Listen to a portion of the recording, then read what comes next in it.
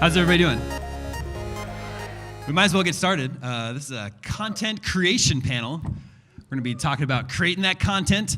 I'm Daemon Hatfield from IGN. I'm just going to be moderating here. I'm just a facilitator.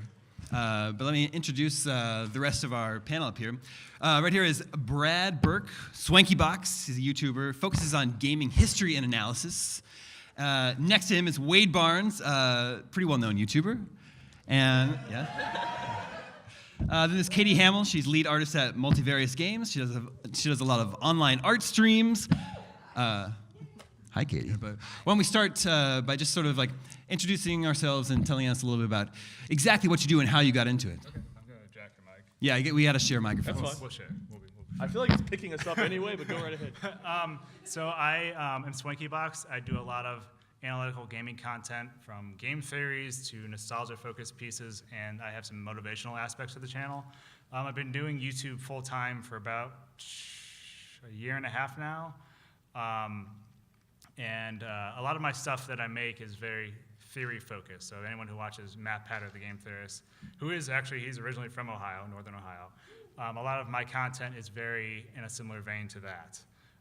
But then I tie into some other things where I have a series called Pixel Portals, where I actually go to a lot of environments and games that were important to me growing up, because I always had this crazy sense of travel, but I couldn't do anything because I lived in the middle of like cornfields.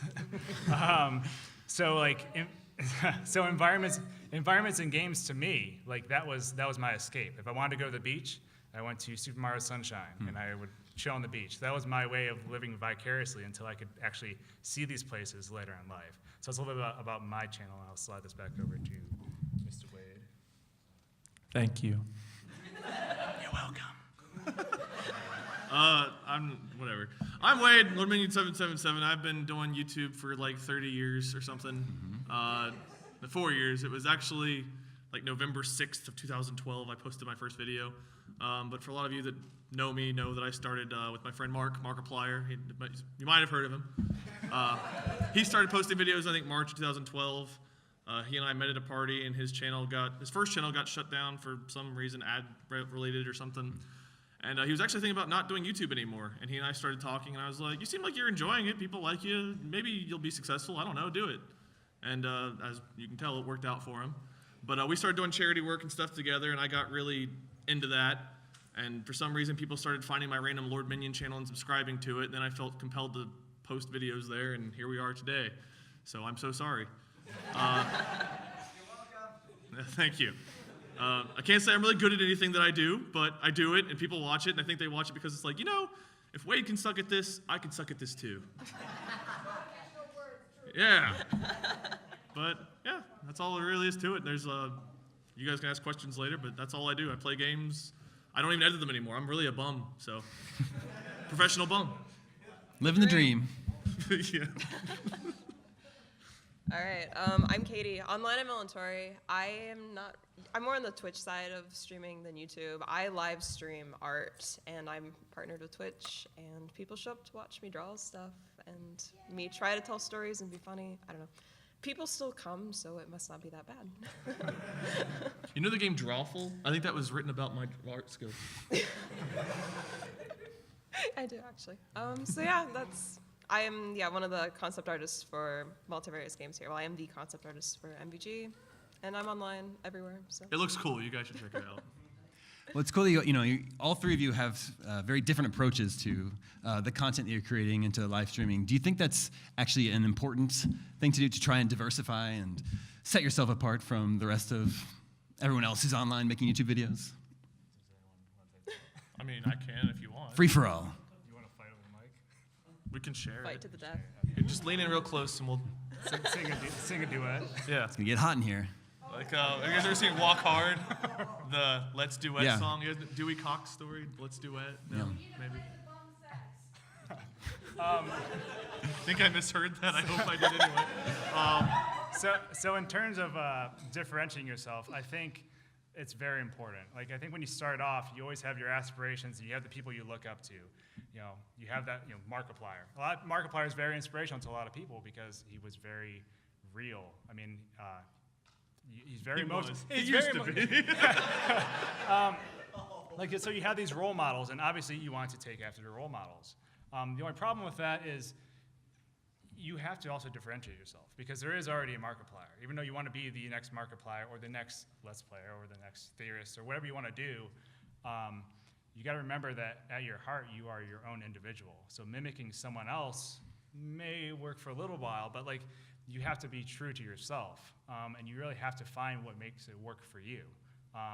And you will find success if you stick to your guts. But really, you need to fine-tune it so that it is different. Like, there's something unique about everyone in this room, and that's really what you have to bring your uniqueness to it, because You're all unique and beautiful snowflakes. Yes, exactly.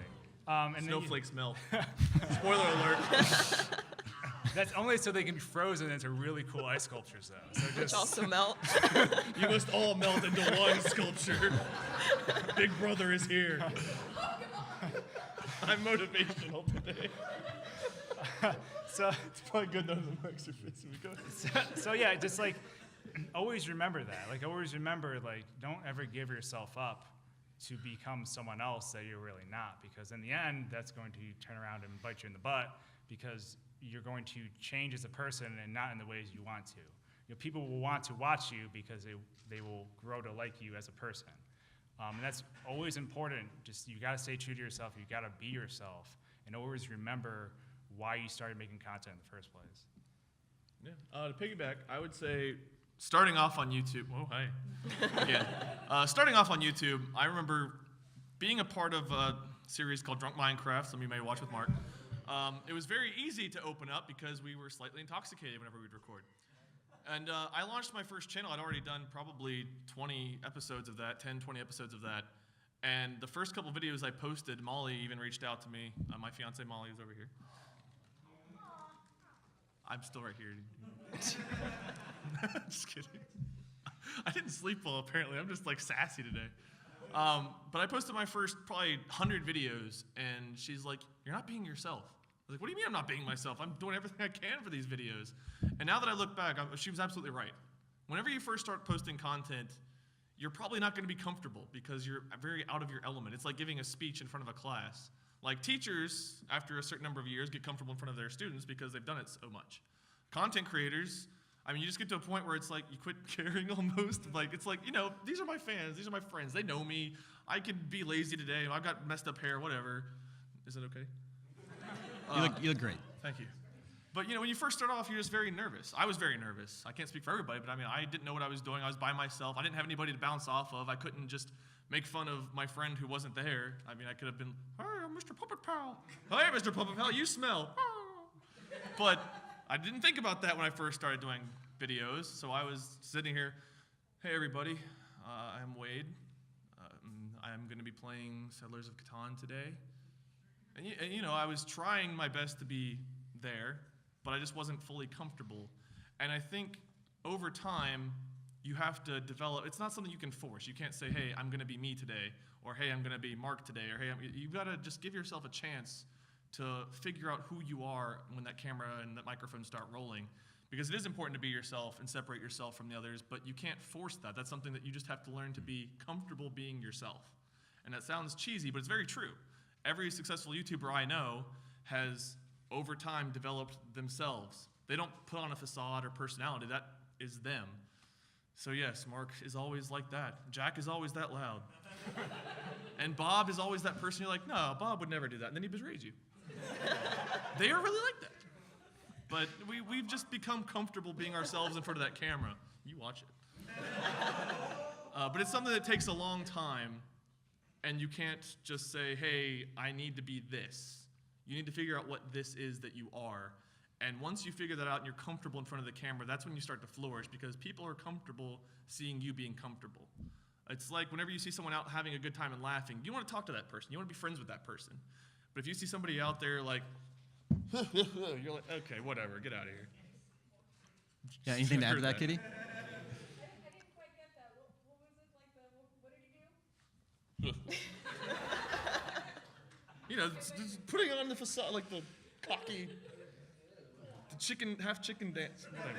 Half chicken dance. I'm trying here, okay?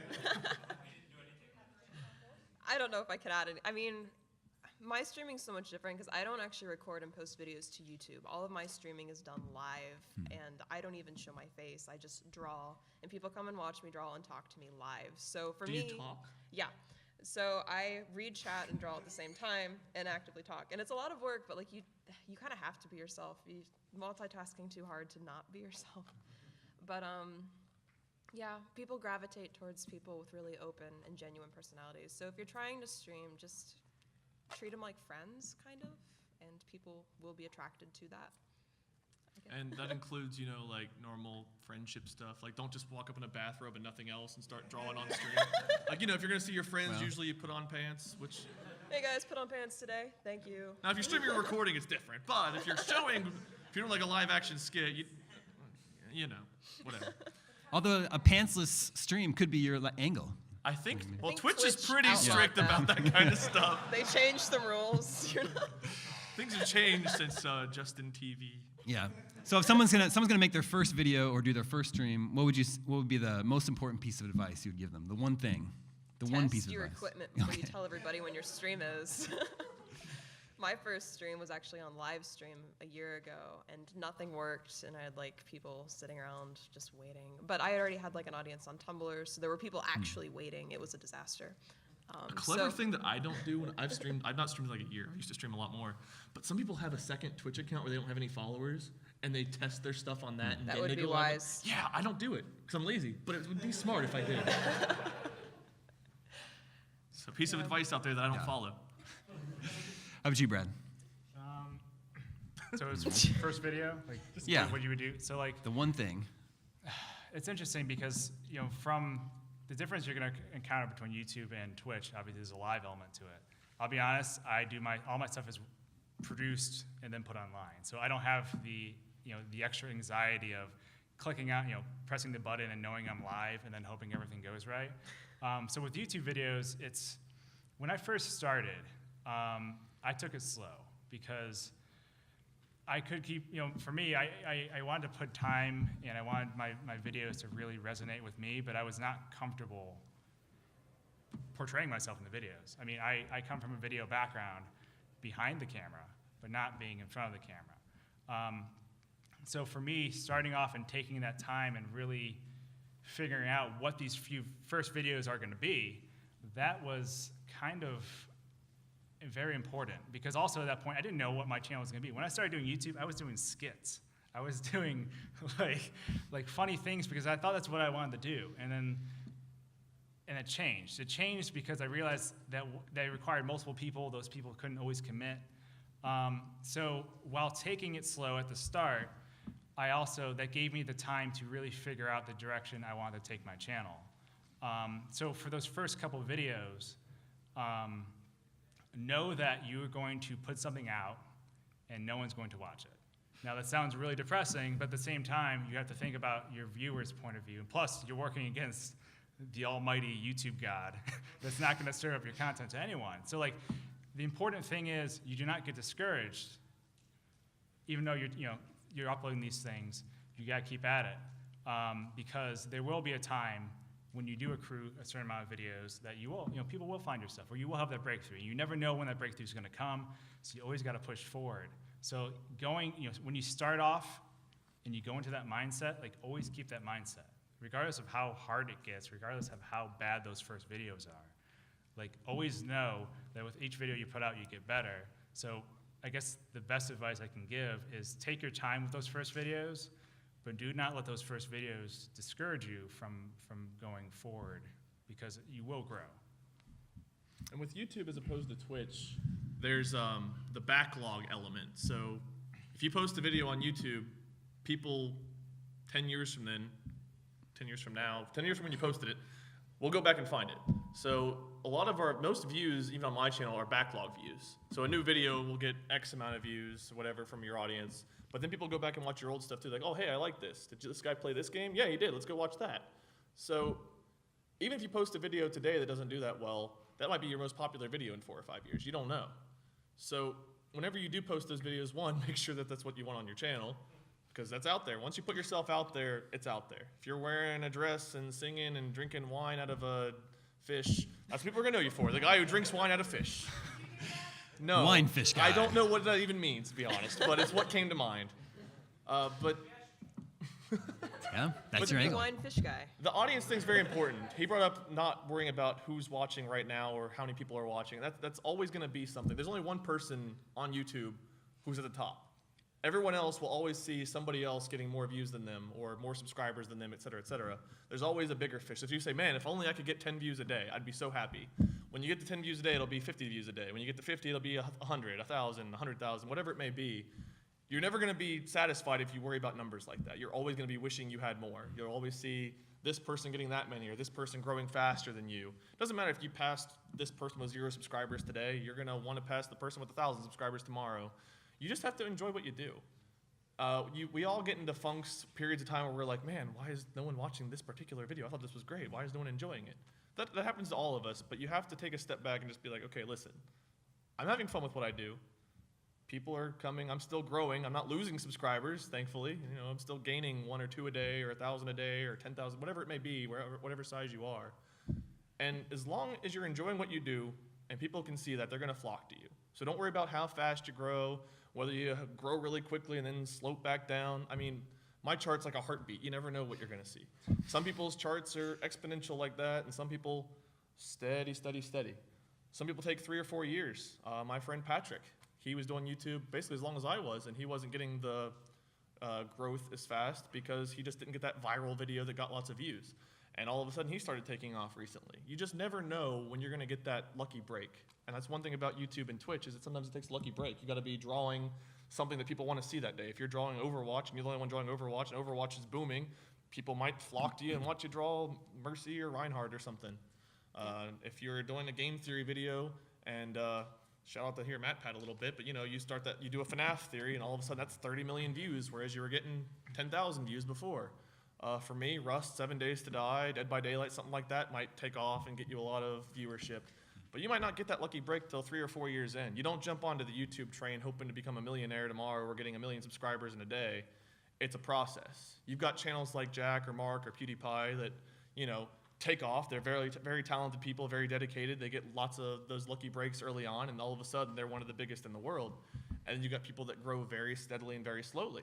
So if you go into it wanting numbers and money and fame and fortune, you're probably not going to get there because you're going to get discouraged because you're not growing fast enough. But if you go in there with a passion about what you're doing, people will see that. If you go in there and you're enjoying your Let's Plays or you're enjoying your drawing or you're enjoying cooking or whatever it is you go in there with a passion with, eventually people will find that and they'll want to see what you're doing. Now, occasionally, people on the internet can be mean. Huh? Yeah, sometimes. What? Who told you? It's true. When did that happen? Yeah, it's a new thing. It's a new thing the internet's trying. What would be your advice for dealing with jerks, negative feedback, mean comments? Do you That's guys? when you've made it. When someone... That's how you know you've made it? That's yeah, I pretty mean, if someone's going out of their way to dislike your video, like, I'll post a video, and within 3 seconds, it's got 1 or 2 dislikes before anyone's even had a chance to watch the opening Yeah. hello. And it's like, that's 3 free views I got right there. Or people come in there like, you're never going to be Markiplier, or you're never going to be able to draw like so. It's like, people do that, but you got to think, what's their motivation for this? Probably jealousy. What else would bring someone to be like, go out of their way to be negative? They're jealous of either something you got going, the talent you have, or they're just not really worth your time.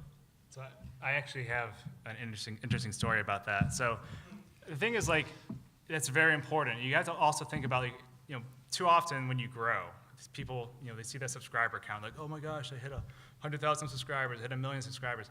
Those are all people. Like, this is not just a number. Like, each and one of those people have their own lives, their own story.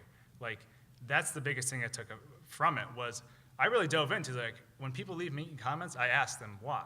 I was like, well, what's your thoughts on this? And even if they respond negatively, again, that's totally fine because I always want to treat them as if they're peers. Like, to me, it's all about having that discussion about whatever that topic is. Regardless if they disagree, they hate my video, they think I'm stupid, like, that's totally fine, that's their opinion.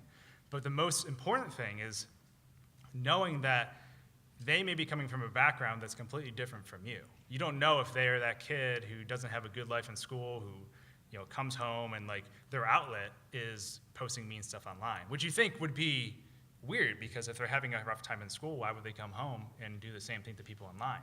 But it's actually a form of sort of coping with that. You know, they do what is done to them. And when I first started, and I first had my first successful video, some guy commented on my video, and it's like, basically, you know, the standard stuff. He went through the YouTube meme stuff, oh, drink bleach and do all these things. And I was like, okay, well, I have the Clorox right here. But I really Don't asked listen to him. the comments. Yeah, don't listen. But I asked him, I was like, you know, I was like, hey, I agree with, you know, if this is your opinion, that's totally fine. But I don't think your vileness in these things it's really mooting your point. It's not making your point valid, because you're spitting so much vile that whatever you're trying to prove is getting lost in the sea of insults. And what ended up happening after a couple exchanges, the dude just broke down. And he wrote me this huge apology, and he's like, I have a rough time at home. It was really sad, because like he wanted someone to watch his videos, and he's like, I have no one to talk to, I have no friends, I have a rough life at home, and he's like, I just want someone to watch my videos. And so I went to his channel, and I watched his videos, and like, it kind of felt liberating. Like, I was the first person to leave an honest comment on this channel, and like that, going the full journey from hater to finding peace with that person was changed my perspective on anything. Now, anytime someone leaves a hateful comment, I dive into it, because I was like, there's got to be a reason. Like, and like you said, it could be jealousy. It could be a lot of things. Like, you know, and also people, you know, unfortunately, some people, we have different disorders and stuff that we're born with and we can't control, and all these things factor into our online personalities. And this stuff comes out, and like, you always got to be understanding, regardless if someone's super vile. You have to be kind, and I think that's the most important thing, is to be kind. I think understanding, ignoring, deleting are your main options. You don't want to return hate with hate. Yeah. You don't want to be that person someone either looks up to and they had a bad day, so they're mean to, and then you go and berate. There's nothing worse than having someone you look up to put you down, or even someone that you might be mean to but somewhat respect. You just don't want to do that. You don't want to be that person. Doesn't matter if you've got 2 subscribers. Like, one of my coolest moments, there was a YouTuber I watched all the time. I think he has 2,000 subscribers right now. And he messaged me on Twitter one day, and he's like, hey, I heard you gave me a shout out the other day. That's really cool of you. And I was like, well, I watched your stuff and I liked it. So, I mean, you didn't ask me for anything, but oh my God, he's reaching out to me. I had like 500,000 subscribers at the time, which doesn't mean anything to me as far as like, I don't feel like I'm better than anybody at that. But for him to reach out, I was fanboying over this guy. And that just shows you the way I ideally would like to see YouTube and Twitch work, is it's like, you don't have to kiss my hand. I'm not the Godfather because I hit 100,000 subscribers or a million subscribers, whatever else. I'm still just Wade. I'm just dumber now than I used to be. I have less of an attention span. Like, sorry. But, I still don't fully understand. Like, Molly makes fun of me for my lack of meme understanding. She tells me I should look at knowyourmeme.com more often. So I'll ask her questions like, do you know that meme with the guy who's like, and she's like, just go to this website, find it. I don't feel like dealing with you right now. So I was very internet stupid before I started YouTube. I was like a pre-law student, and I could do math and argue in front of courts and stuff, but now I don't know, I can't do anything. So that's basically what I do for a living. Nothing. So what, in terms of like, because I don't stream, and like, obviously you do, are like, what kind of those same things for you? Yeah, the Like, live action hate is a different world. different world, and I have no Comment's knowledge easy. of Whenever someone's being vile in your streams, there's only so many things you can do. Trolls in streams, I personally enjoy, because I like trolling people back. But when dealing with hate, like, people each their own. in Twitch will drop in. A lot of people on Twitch, for creative streamers in particular, will get angry because if you're a partnered creative streamer, which I am, but people trying to get partnered on the gaming side of Twitch will be very angry over that. So they'll come in like, you can't draw, or this looks like crap. Anyway, blah, blah, blah, blah, blah. I wonder why they can't get partnered. Gee, I don't know. It's like, maybe if you're a little nicer. So I'll usually troll with them back for a little bit, but then block them. And the biggest thing is, if you get popular enough, there will always be people working against you. It could be jealousy. It could be just you stood out and they're having a bad day, so you're their target. Like, it's hard to know why. Bottom line is, you should never return hate with hate. Like, I don't care how angry they make you. Just blocks exist. Just block them and ignore them. If you feel like you need to talk back with them to like see if they're just doing okay, make sure you do it in a very professional manner, you have a presence online and people will be watching that, especially if you are really popular. If people are throwing hate at you, people will watch you just to see how you respond to that hate. So you kind of have that to keep in mind. I personally harness the hate as motivation and turn it into spite, and that's how I draw. It is very good fuel. Another good reason to avoid giving the hate back is there exists channels and streams out there that thrive on drama, and you don't want to be there. Yeah. Today in the news. News. We don't speak the name, but All the lights dim as like his Yeah. presence is here. he or she Thunder. must not be named. If you say it 3 times, it'll appear like Rumpelstiltskin. But yeah, you just want to be careful with that. I forget who it was. I've got a friend who streamed, and they did the same thing you did. They trolled back, and actually one of their best friends now is a person that used to troll them really hard. But I've whenever they got started some of trolling those. back, they like that became a thing that they did. The person would come and just be mean, the other person would be mean back, and then they start laughing, and they became friends from that somehow. I actually have 2 people like that in my streams. Yeah. They came in and they were screaming at me, so I started, like, not screaming, being really mad, so I started being mean back, and then it went to, like, Homestuck territory, and now they're friends. So, You okay? All right.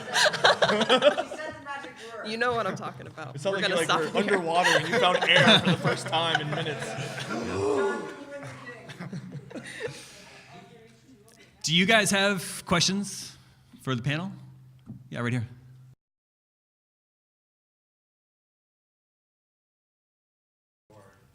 So I'll speak real quickly from the gaming perspective. I'm going to try to get back into streaming. I think Twitch is a good supplement to gaming on YouTube. It's good to do both, but it's hard. I do 2 videos a day, 7 days a week. I actually was fortunate enough to be able to hire an editor last year, so I don't edit my own content anymore, but I did edit like my first 900 videos. I would record and edit myself. The first couple hundred, I was doing that while working a full-time job too. And it's tough. It depends on the video, right? So if you do a horror game where there's a lot of suspense, you don't want to break that atmosphere. The atmosphere is the most important thing in a horror game. So for those, there's not a whole lot of cutting. So you record for 20, 30 minutes, you sync everything up, you cut the end, cut the beginning. If you have an intro, outro, you put those on there. You make sure that your audio sounds good. If you want to add a couple effects in, that's fine. But then you do a survival series like a Rust or a 7 Days to Die where there's a lot of grinding, a lot of harvesting materials that gets really dull. So you might record for 2 or 3 hours to get a 15-minute video on that. So it really depends on the game when it comes to gameplay. I'm sure you do probably a lot more editing than I ever did. But for games, it's usually a lot easier than something like a theory video because I don't have to do much other than play the game and then cut out the dull parts, add in some other effects. I would say the longest I probably ever spent, well, compilations are a different story. I think I spent 24 hours of actual working time, the first compilation I ever worked on. A normal gaming video might be anywhere from 15 minutes of editing to 2 or 3 hours of editing. It really just depends on what you're editing and how long it is and what you're trying to accomplish with that particular video.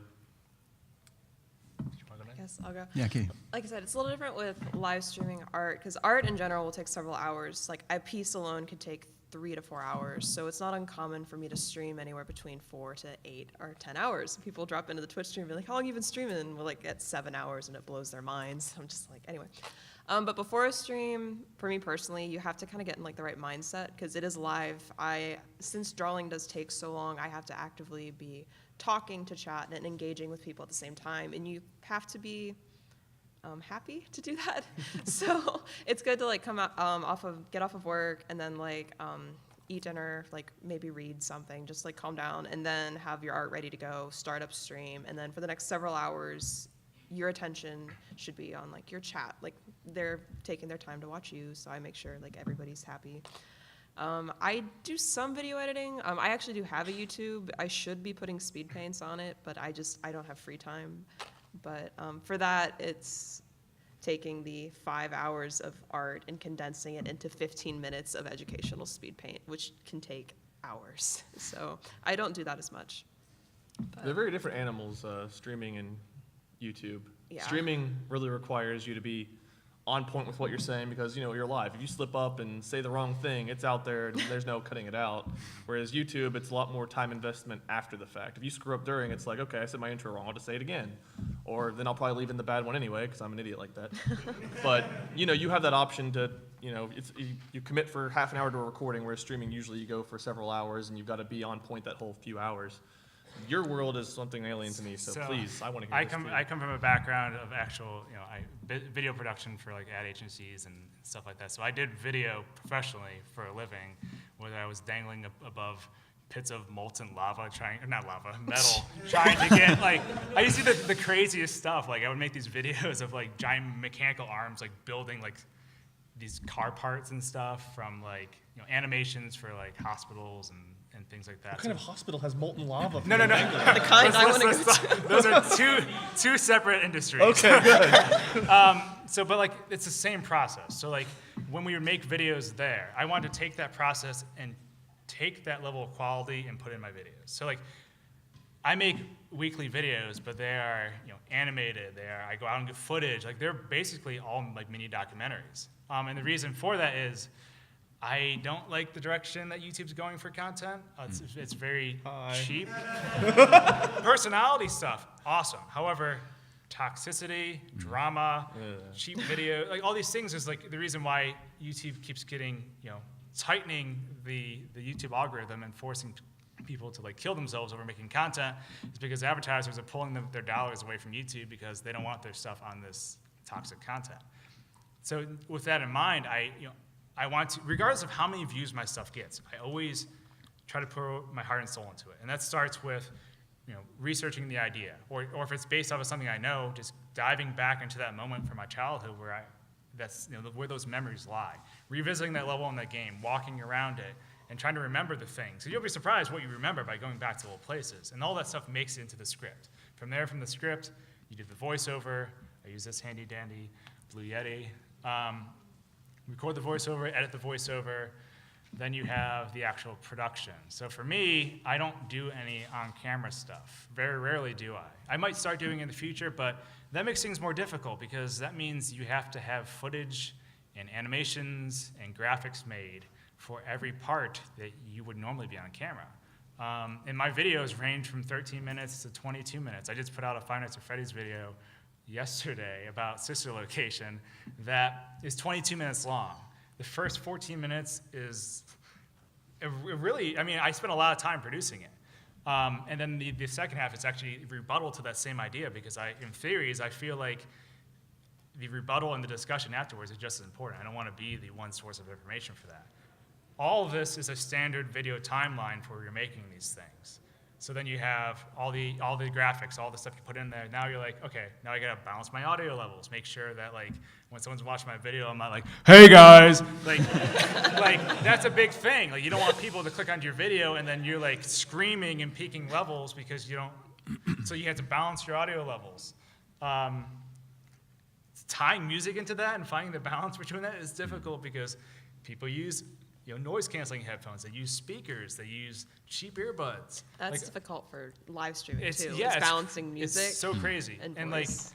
And then on top of that, you have rendering. So rendering that takes time when you have graphics and stuff incorporating your videos. And then like with this Five Nights at Freddy's video that I did, it's rendering and then it's like, oh, unknown compiling error. It's like, okay, thank you. Let's see the details. Let's see the details on this. We don't know. So then you have to troubleshoot. Like troubleshooting, you gotta, and if you're working on the clock, knowing that if I don't get this video out by this time, then my channel is gonna suffer viewership. All of this is taken into consideration for that timeline. That's why I only do one video a week. And even for the stuff I do, I'm only able to do it because I've been doing this for years and I edit like a Wolverine. Like I take two razors, I'm like it's, I have so much experience with it. I just edit so fast. That's used to be my job. I used to crank out animations every 2 weeks for, all these different industries and stuff. So my stuff is on the extreme end of things. Like it's really well-produced stuff that you would actually see maybe even more appropriate for like a screening, like in a theater or something versus actually online medium. But I always want to go back to that and have this stuff be sort of a benchmark for what YouTube can be. So while you have, and not saying that anything that they do is, no, I'm not saying this stuff is cheap. All of this. Oh, it's cheap. Mine's totally cheap. All of it takes a different skill set. Like me on camera, no. Like it's like one of those things where I could do it, but like harnessing that personality and being comfortable is also just as difficult as honing these editing skills. Like all of these things, they're all skills. They can all be taught and learned, and they all take time to develop. And like, that is why, like, it goes back to the uniqueness factor, what you're gonna do, why, how you're gonna differentiate yourself, because you can be successful by any of these things. And you do game scoops, and you work for IGN. Yeah, I mean, like I represent kind of the other end of the spectrum where I work for a big, gaming media company. So I'm actually going to be giving a talk a little bit later today at 5 p.m. in the National Geographic Theater. So I can talk a little bit more about from the big corporate angle of things. Because actually, also, that's where I came from, big corporate America, working for giant software companies, the Googles of the Midwest, and things like that. And like, that's why jumping ship to YouTube was like, oh, hey guys, I'm here by myself, trying to figure it all out. But, I like the negative stigma of like the big corporate companies. Oh, They're so evil. All of them. You walk into a meeting, everyone has suits on, but they don't have faces. They're Yeah, all just shadows. that's what it's like. They're wearing those masks from like the Purge, just sitting around a desk. Who gets it today? They have a big roulette wheel, they just spin it. Yeah. We have 10 minutes left here. Who has another question? Right here? We'll get to you. Let's do this lady first.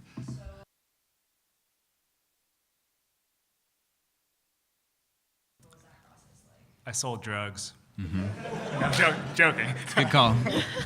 So after the, Yeah. So, it was really difficult. I worked a part-time job when I first started doing YouTube, and I was only working like 20, 30 hours a week, so it was a little bit more manageable. But really, you just have to balance how much you can do. Like, I do 2 videos a day, 7 days a week. But if I was working a full-time job, I doubt I could do it that way.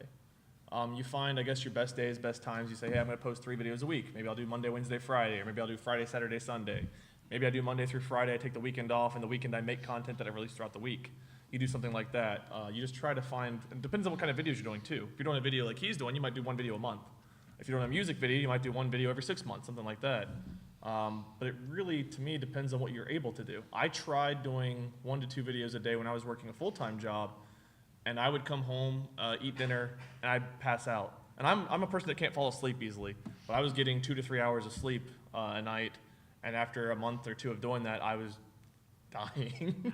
It was painful. It was rough because I was editing my own content at the time. Because when you're first starting off, you have to do it all yourself, and I was by far not an expert. Not that I am now, but learning to edit, it would take me a long time. I didn't know how to use the program I was using, so I was trying to learn, eat dinner, see people that existed in my life at one point, and make content at the same time.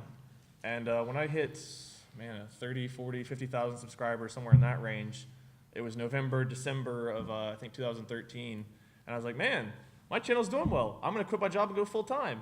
And that's when I learned that December ad revenue is much better than the rest of the year. Because then January through May, it was like, I've got to pay a bill.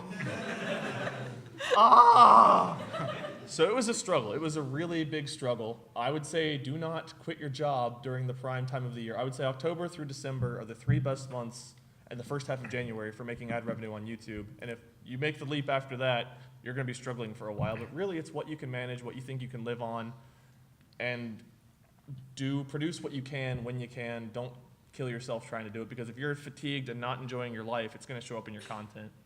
So just a quick segue for that. So the reason also why that ad revenue dips as soon as January begins, there's a couple of reasons. Obviously, people who are in businesses are spending money towards the holidays. They want people to buy their products for the holidays. There's a lot more spending. But another part of that, which people don't really know, is businesses assign their budgets at the beginning of the year. So they're using whatever is left in that budget in December, and then as soon as January and those months roll around, everything's brand new. They have to get those budgets approved so they can actually spend advertising dollars on YouTube.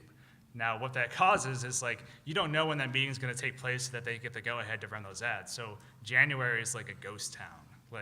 It goes from you're going up the roller coaster, and then it's already at the bottom. There's no even graph going down. It's just flatlined, you're dead. You're not talking about views though, right? You're just talking about revenue. Revenue. So that's in terms of like he said, if he saw his channel was doing very well in December, but it can be misleading, but that's just everyone pouring the rest of their funds into that remaining year. And kind of to kind of go back to what you had originally asked, and how you can actually, when do you make the jump? Because that's always the scary part. And also, most people get to the edge and they do not make the jump because it is scary and because everything over there is unknown. While there is great freedom in the unknown, there's also more responsibility because everything you do, even as a YouTuber, even as an artist, you are a one-man army. You are your HR person. You are your, from a business standpoint, you basically, nothing moves unless you do it. So you have to wear the hats of everyone who would normally do these things. So you have to study these things. You have to do these, and that's kind of, you have to really pay attention to that stuff when you jump into it. I suggest saving. I mean, a big part of like, my plunge was like, I'm gonna do this for 6 months. If it doesn't work out, I'm gonna try to find another job. That's the truth of it. Like, I did not know it would work out. I'm glad it did. But it's one of those things where I made sure I saved. I put aside, I did not splurge and buy things. I did not buy games. I did not do a lot of stuff because I saved. And I wanted to cover my expenses for those months so I could at least give it a chance for 3 months, 6 months. And then it's like, oh my gosh, it's been 2 years. Like, but that was never my expectation. Like, none of this was ever my expectation. It was a hope. But all about the planning, you know, the aspect of it, like, you have to also treat it like a business. I mean, the thing is, creating content is fun, but making a living off of creating content is a different wheelhouse. It's not all, you know, sunshine and glitter and ponies. It's actually like, it's the grind. Was it ever that? It could be. Oh, okay. This is my dream. Not for on YouTube. this side of YouTube, the dark side of YouTube. And Katie, you don't stream full time. I do not. The whole working full time, getting 3 hours of sleep a night, and forgetting you have friends, that's where I'm at now. It's all downhill. I flatline and float around the bottom. Realistically, though, I mean, for my position, I'm the only concept artist at MVG, so I don't have the option of quitting my full-time job. It's not something I want to do right now because I enjoy what I do. But at the same time, the temptation of, if I didn't have a full-time job, I could probably make full-time streaming online work as an artist. For artists, it's a little different. Like, I'm not pushing out YouTube videos that are going to get thousands of views for ad revenue. But for artists, there's like Patreon and stuff. And if you build a large enough audience, you can make several thousand a month through Patreon, which is more than enough to live off of. For that, though, you do kind of need to be pushing out content, and it would take a full-time time commitment. So where I'm at now is kind of holding back, building up an audience. I don't have enough time to put in online to fully build it up to like a self-sustaining like full-time job yet, but I still have a full-time job. So I guess I'm kind of in that turmoil right now. There's a lot of different ways my life could go. I'm just gonna forget sleep exists and try to do all of them at once at the same time. I think that's an interesting thing too, though, because she also does something that she enjoys for her job. So like, Yeah. there's not, you know, I got burned out in my last job. So like, I wanted to make that jump. I was sprinting towards the edge. Whereas she's like, well, things are good here because she's making cool stuff as a concept artist. So like, you're torn in two directions because there's also safety and stability while doing what she's doing. But there's also a great deal of happiness too because she gets to draw stuff, cool stuff for games and stuff, and then see that stuff come to life in games. So like, that's like an interesting contrast because depending on where you are and what you're currently doing is also going to make that jump different. It's always different for everyone. It's always going to be a gamble when you take the leap. You might be in the middle of a giant peak, like if you hit a big game like a FNAF game, and when it first came out, people's channels started booming, but then they all kind of settled back down as FNAF. It's still popular, but it's not, you know, all day, every day, anything everyone talks about. So understand where you're at too. If you think that you might be on a peak, then just give it some time, see if that peak settles down, because odds are it'll level off a little bit. Channels generally grow at a pretty steady rate. Some of them boom, but even if you have a giant peak, it'll kind of come back down, then start going up again at a normal rate. So if you look at my analytics, there's a lot of sites you can go to, like Social Blades and things, where you can look at the peaks and valleys of your channel. And everybody has their ups and downs, but you kind of get a feel for where you're at, and maybe you get a boom here and a lift, but you're still going to kind of grow at a somewhat steady rate usually. So if you have a great March, see how April does too. Don't just say, I'm throwing away everything and going full time. But it's always going to be a gamble because I think in the back of all of our minds, where it's like, hey, when's the other shoe going to drop? When are people going to stop watching? When is this all going to crash and burn? When is YouTube going to go away? It is a gamble because whenever you don't have an employer or someone guaranteeing money, and even those are gambles too in a sense because you can always be fired or that company could go under. Enron type situations do exist. But with self-employment, you don't know. You just never know whenever people are gonna be like, you know, Wade, I just realized you suck at games. I'm gonna quit watching. Yeah, I mean, I wasn't look going to at- say anything, but Look what happened. Look what happened to Vine. Vine. Yeah. Think of all the Vine stars who made Yeah. a living off of doing Vine, and then just hearing the news that their platform is going away. oh yeah. Yeah. Like that's like Yeah, it's crazy. someone sweeping, taking the rug from out underneath you. What do you do then? And the sucky thing about that is that's because there are financial backings and reasons of why that went away, but also people are just stealing their content. People throwing it on YouTube, making Vine montage compilations and- videos. People freebooting it to Facebook, and Facebook just being like, "Oh, nothing's wrong. I'm just give me all this money." Like it's like Yeah. that's what causes the death of this stuff. And like when your platform dies, like what do? You have to have a backup plan. Like you have to think about like these different things. Like what if YouTube's just like this isn't? I mean, YouTube does not make a lot of money. The company itself. Think about how much storage it has to constantly expand, all these warehouses, all these data farms, it has to store all these videos. They're spending so much money to maintain all these videos online, and that's why they're squeezing us as content creators to keep producing stuff faster and faster. Like, at some point, like, Just it's go like, home and okay. yeah, like, at some point we're gonna snap, or they're gonna snap, and like, what happens if YouTube's gone? So, like, that's another thing, is like, by being multifaceted and really explore these other options. Maybe you're a YouTuber, but you also stream on Twitch. Like having these different things. Pornhub. Yeah, that's another good side too. Yeah. Good option. We're actually out of time, but I promised someone over here we would answer their question right here, real fast.